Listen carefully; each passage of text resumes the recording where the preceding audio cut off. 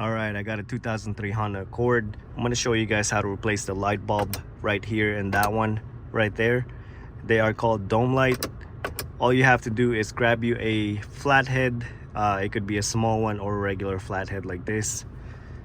Then you would just want to gently pry it off from here, just like that.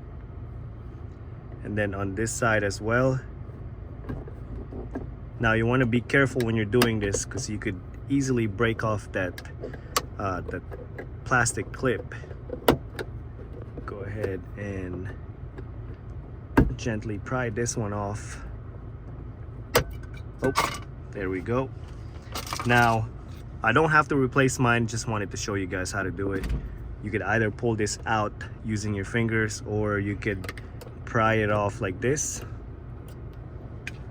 Now this is what the light bulb looks like right here.